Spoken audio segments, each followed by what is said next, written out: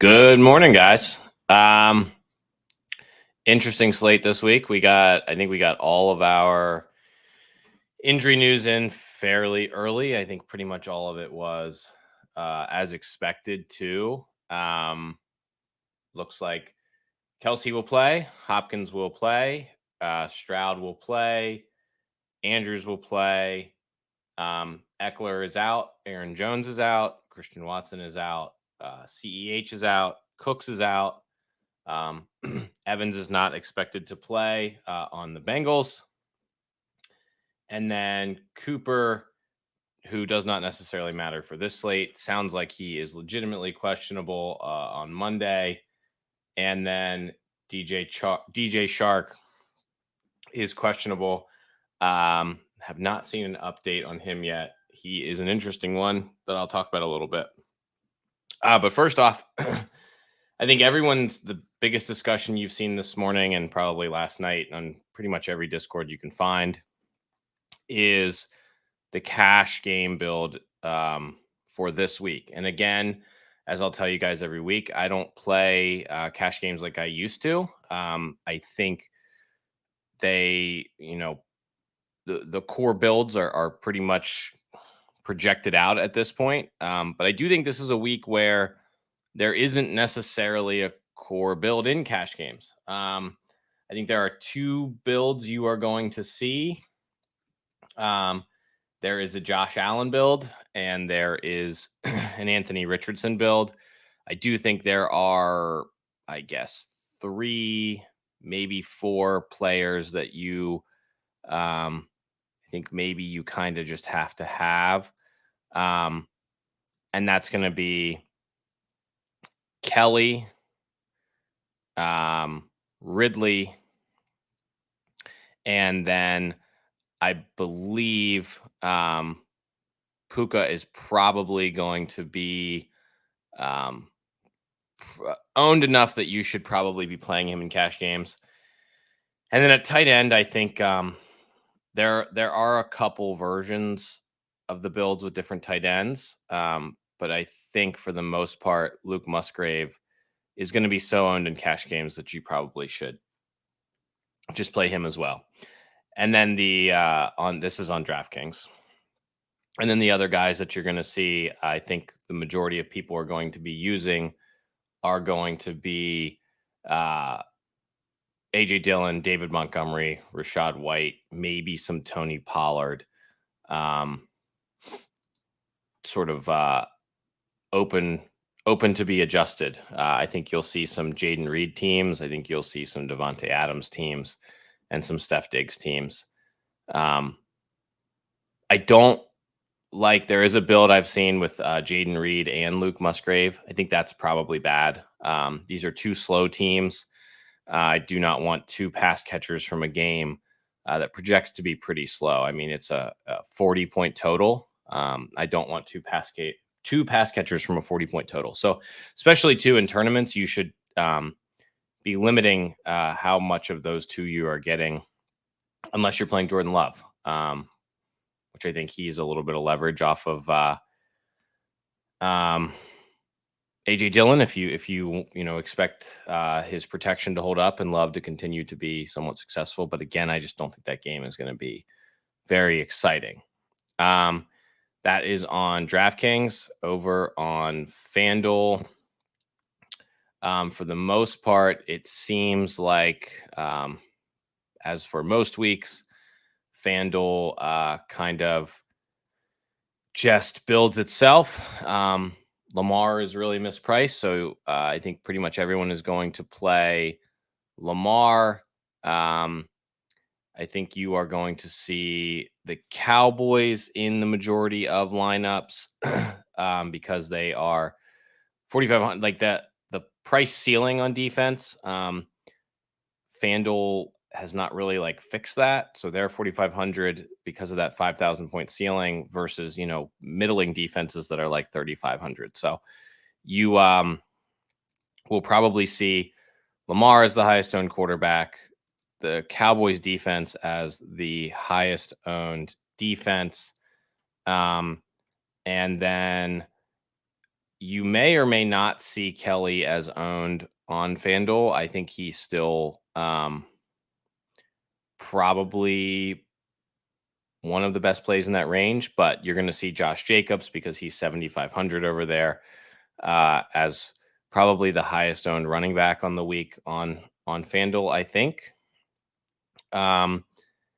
And then from there, you can kind of, as you can every week, just sort of play who you want. I think Steph Diggs, Devontae Adams, and Jamar Chase will end up all three being about 30% owned. So you're kind of just picking one of those. Maybe you can fit two, and then building from there. Kelsey is way, way more expensive than the other tight ends over there. So I think you will see Higbee, Chig, and Musgrave as the tight ends that people are using over there as well. But again, FanDuel cash games, probably not something I'm interested in, even if I was playing heavy cash games. But I do think it's a good week for maybe some single entries over on FanDuel. So just to get into, I guess, some of the stories of this week. Coming into this morning, I thought Anthony Richardson was going to be the highest owned quarterback on the slate. Not sure he's going to be anymore. I think that could change, by 1 p.m. But I'm not sure he is. So I like him more than I did. One tournament play that I had recommended a handful of times in our Discord was playing Zach Moss with the Colts defense. I still like that, probably not as much as I did. Moss is a guy that we expected to be the starter while Taylor was out. He will be the starter today. I don't think he's going to be limited. And then CJ Stroud is dealing with a shoulder injury. They're missing 4 offensive linemen. I think this could be a gross game. That was kind of my concern for Richardson. But I think it's like either Moss or Richardson probably has a good game because I think the Texans are going to struggle here. So, but I do, I like Richardson more than I did, 5 hours ago, 6 hours ago. So I think the other game that people are going to be heavily invested in, and I think probably the game of the week for ownership, is going to be the Chiefs Jags game. I think Trevor Lawrence will probably be top 3 in ownership. That 6,700 price tag is pretty good on DraftKings. Not as perfect of a price tag on FanDuel, but I still think he's going to be really, really popular there. Ridley, I believe, will be the highest owned wide receiver on the slate. I think a lot of people correctly projected Ridley to be an alpha wide receiver 1 in Jacksonville, and he is, and he was last week, and he will be. So I think that 7,200 tag on DraftKings probably gets closer to 8,000 by next week if things continue the same way that we expect them to do. Kelsey's back, so there are so many options that you can rotate through. I do think if you are playing this game, you should be stacking this game. This is a better game probably for optimizing than hand building, because picking a KC receiver is tough. I know Scott really likes Kadarius Tony this week.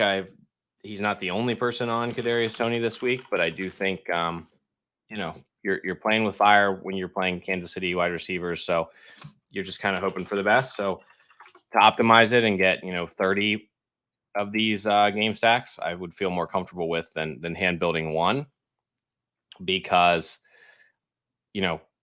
good luck picking the right one. And then if you're single stacking it, you're probably going to lose to someone who had that wide receiver that hit. Someone asked about Jerick McKinnon. I think Pacheco probably plays a lot more. We've seen that the Chiefs don't really give McKinnon huge workloads early in the season. So I think Pacheco is a guy that I have interest in. And I believe CEH is not expected to play, so I think you can play some Pacheco. I like that. But again, don't really Don't really love McKinnon early in the season. He's a guy that I'll hope to play later in the season. And then let's see. I think that's about it for that game. I think you have some discussions on Christian Kirk having a better matchup this week, zone versus man, but he's not a full-time player, which is a pretty big ding for me when it comes to rotating these guys in and out. But I do think if you're doing 150 max, he's a guy you should have some exposure to. But I think mostly, you're looking at Zay Jones, you're looking at Ridley, Ingram, and then, one of 6 wide receivers, except for Sky Moore because he stinks on Kansas City. And then another game that I think will be popular, but kind of one-sided in the popularity, is going to be the Chargers-Titans game. Titans, as I talked about all morning last Sunday, are the premier pass funnel in the league, and they suffered, I believe, 2 more injuries to their secondary, and so they are going to be severely limited. You cannot run on them, but you can throw on them and throw on them a lot. So I think Herbert's going to be really popular, and I think Keenan and Mike Williams will be somewhat popular, but definitely not in the same range as the guys that we talked about earlier in Ridley and Diggs and Amon-Ra. Those guys will be way more owned than Keenan. And then Mike Williams, is in the same price range as Brandon Ayuk, so I don't think he'll draw all that much ownership this week. So I do like them. On the Tennessee side, Hopkins is playing, but he is he's hurt. He's playing hurt. So I think Chig is a guy that I really like in tournaments with Herbert. He had a good role last week. He just didn't get targets. Saints have been good against tight ends over the last few years, so you can explain that away. But again, it's Tennessee, and you just sort of never really know sometimes with these guys. But I would want one Titan on the other side of my Herbert teams because we know Kellen Moore. We like Kellen Moore, but I think he has a tendency to just run the ball when they have a lead. And so I would want Tennessee to show up for me to have Herbert double stacks. And then Josh Kelly. Like Josh Kelly a lot. I think he's probably the best value on the slate at running back. I'm not playing Josh Kelly with Justin Herbert. Just not going to do that. He's not Austin Eckler. He will catch some balls. I think, he's a good play in the sense that he's going to get a big workload. They are a favorite. He will be the goal line back. He will get receptions, but I just don't think he's going to be used in the same receiving type role as Eckler was. So I think you get good leverage by playing Herbert doubles without Kelly. And if you want a little more leverage, you could play Henry on the other side and hope that he, breaks a big run. And that's how that game really amps up because no one is going to be playing Henry. You're not, people talk about Tajay Spears, playing all that much last week, and that's fine. But you're not playing Henry to get 100% of the snaps and targets. You're playing Henry hoping for 20 carries and one of them goes for an 80-yard touchdown. That's the story you're telling yourself when you are using him. So that's that game. A game that I think everyone was going to be on and they have backed off of is the Seattle-Detroit game. We've seen these games blow up in the past. Last year, I think they won the Millie Maker. I think it's won the Millie Maker 2 years in a row by stacking this game. And so I have a little bit of interest knowing that people have backed off on some Goff and some Geno. There are big concerns for Geno, though, with that offensive line. We know that he has struggled under pressure. So I do have a little bit of interest in playing Lions D with David Montgomery, who I think was going to be huge chalk and people have sort of backed off of. People are starting to talk up Jahmyr Gibbs. I'm not really interested in playing Jahmyr Gibbs yet. I think it's still early. I still don't think they are going to ramp him up yet. Campbell has played on Campbell was in New Orleans when we saw Kamara as a rookie, where he didn't really get like a full-time big role until sort of like 6, 7, 8 weeks into the season. And I think they're probably going to be doing it similarly with Jahmyr Gibbs. But I think obviously, Geno could bounce back here. He, played well against them last year. The stacks are easy. We know it's Amon-Ra, it's Josh Reynolds, it's DK Metcalf, and it is Tyler Lockett.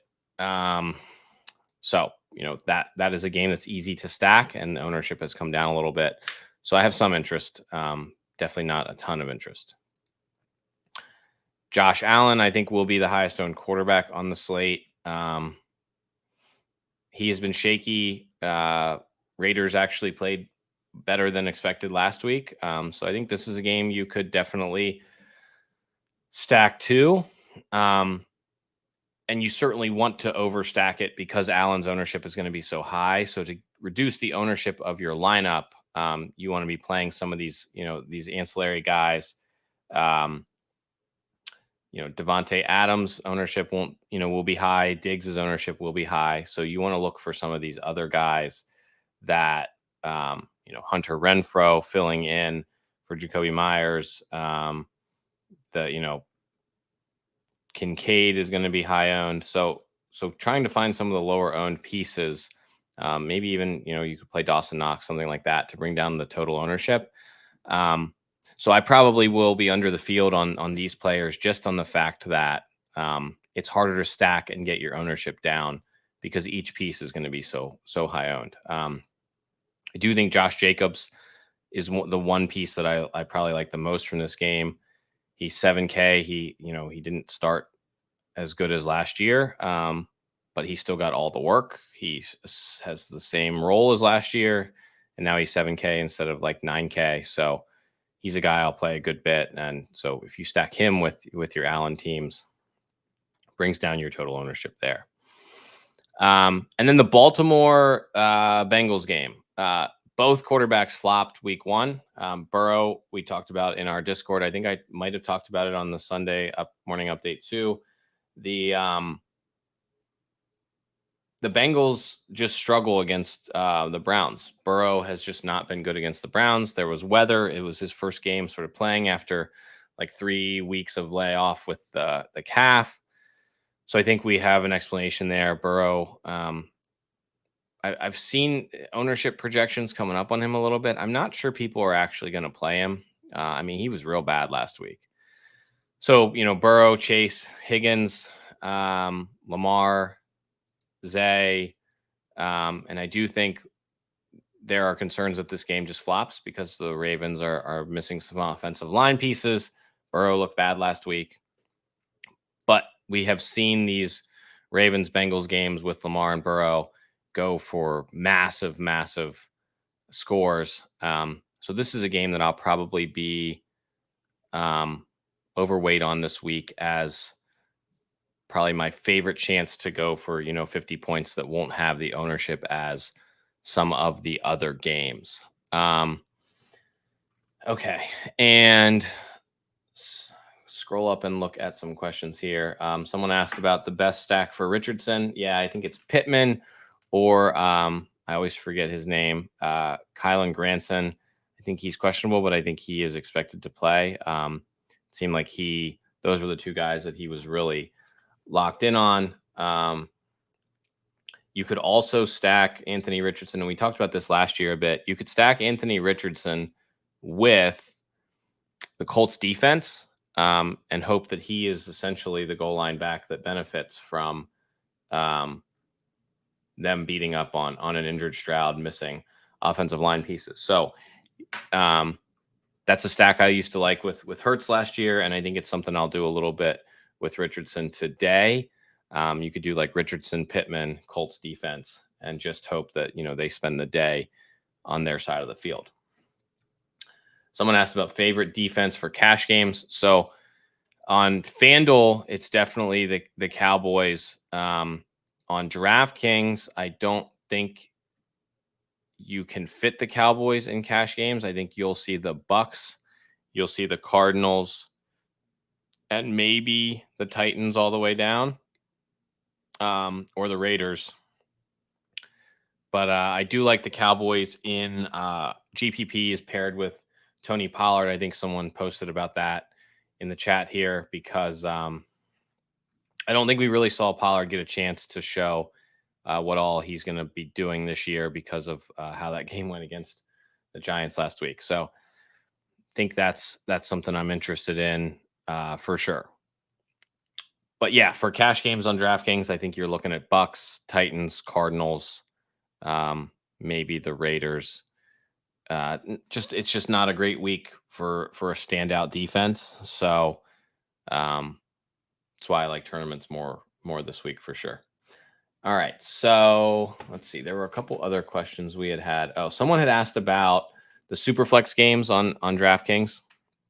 So the Superflex games, I try and sort of overstack a game, play both quarterbacks. If you think that there's a game that both quarterbacks are in play, like maybe Lamar and Burrow, or Tannehill and Mahomes, and then, or not Tannehill, Lawrence and Mahomes, or you could play like 2 game stacks, like you play Lawrence with 3 pieces from that game, and then you play, I don't know, Burrow with 3 pieces from that game.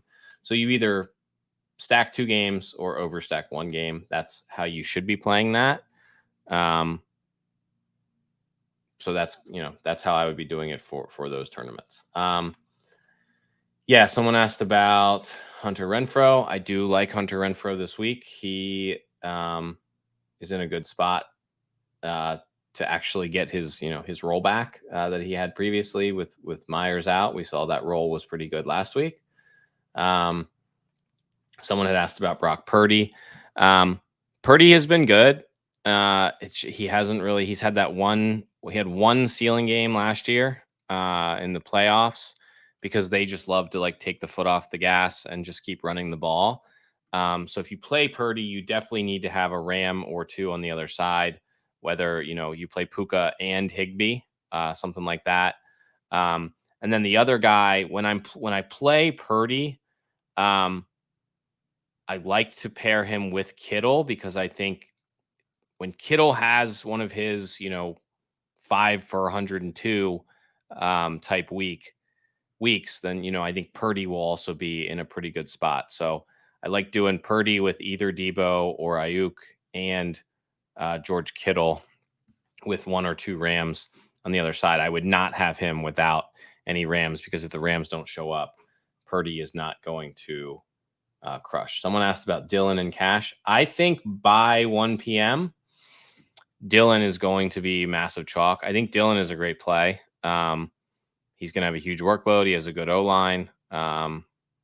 He's going to be there's really no one behind him. It's kind of the same spot as Josh Kelly where there's like no backups. So I think he's going to be massive chalk. I think he's a good play. You don't have to. I don't think he's like a must play. Kelly is a guy, though, I would definitely have in my cash games. Let's see here. I know Scott and them talked about Fields a bit. Undecided on Fields. It is the Tampa Bay funnel. It's hard to run on Tampa Bay. So I may come around to some Fields. I wish he was just a little bit cheaper after last week. But he's definitely that guy where everyone could just be like, man, he had a bad first game and we just overreacted. I know DJ Moore at one point, I guess he got sick in the game and he had to leave for a bit, like in the red zone. So, maybe that was part of it too. But it would definitely be, I would want Fields with Moore or Fields with Moore and Kmet. It's probably where I would go. And then the Tampa side, I think it's Evans is your avenue to that game ramping up. Chris Godwin, just the dink and dunk is not your avenue to pushing Fields. So if that's where you're looking, on the Tampa side, that's where I'm going. And I probably wouldn't want Rachaad White on my Fields builds because he's just like a plotter at this point. And I don't think like if he has a huge game, then Fields probably had a horrible game. So I do like White paired with Bucks D. I think that's one way to go that route. If you think Fields struggles yet again, which is possible. I know Scott and them talked about James Cook too. James Cook to me is just like the new Amir Abdullah when he was in Detroit, where he's going to get all these touches from, between the 20s. And then like Damian Harris comes in when they get inside the 10, and then like they trust Latavius Murray in the 2-minute drill. So if he's not going to get the 2-minute drill, he's not going to get inside the 10.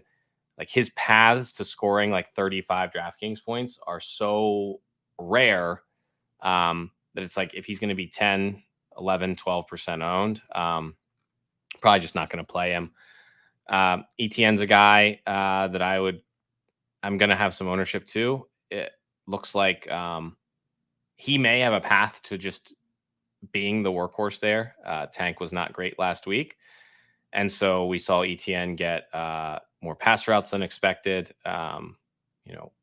Hopefully he can capitalize moving forward, more goal line work. It's like if at some point ETN becomes that 80% guy, it's going to be too late. So you want to play him before that happens. Mixon is a guy that lost a lot of work last week. So he's a struggle. If he's going to have, 10, 11, 12% ownership, I'm probably not going to play him at that ownership either. And then Saquon Barkley is a guy. Saquon with Giants defense is one thing that I'll have a little bit of. I think it's pretty contrarian. Saquon's pretty expensive. Giants were horrible, but so were the Cardinals. So if they win this week, that could be something that you overpay for to be a bit contrarian. Okay. Let's see. I'm going to see if we have any other questions or if anyone posts anything now. I will answer it.